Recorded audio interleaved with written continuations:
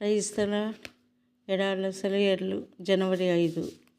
సహాయము చేయుటకు నీకన్నా ఎవరునూ లేరు. 2వ దినవృత్తాంతములు 14:11. దేవునిదే పూర్తి బాధ్యత అని ఆయనకు గుర్తు చేయండి. నువ్వు తప్ప సహాయం చేసేవాళ్ళు మరెవరూ లేరు. 1000 మంది ఆయుధాలు ధరించిన సైనికులు, 300 రథాలు అతనికి ఆసాకు ఎదురై నిలిచాయి.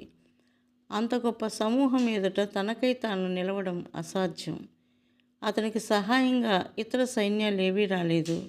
అందువల్ల అతనికున్న ఒకే ఒక నిరీక్షణ దేవుడే.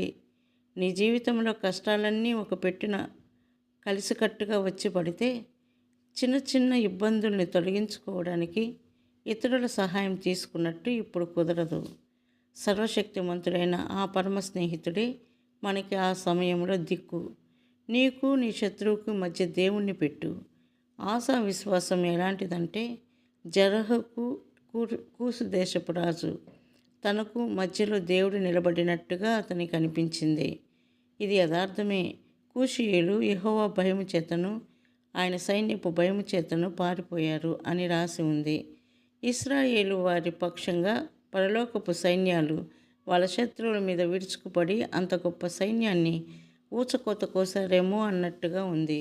ఇశ్రాయేలీలు కేవలం వాళ్ళని తరిమి దోచుకోవడం మాత్రమే చేశారు.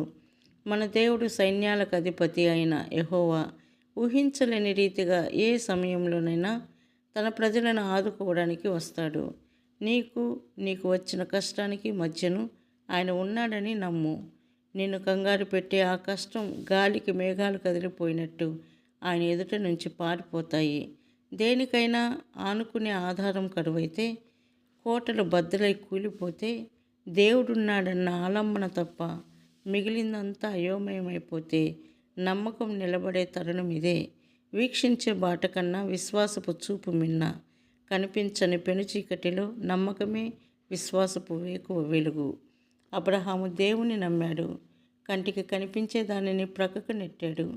ప్రకృతి ధర్మాలను మీరు గొడవ చేయకండి అంటూ ఆదేశించాడు. అనుమానాల హృదయాన్ని నోర్ముయి శోధన పిశాచి అని గద్దించాడు. అబ్రహాము దేవుని నమ్మాడు.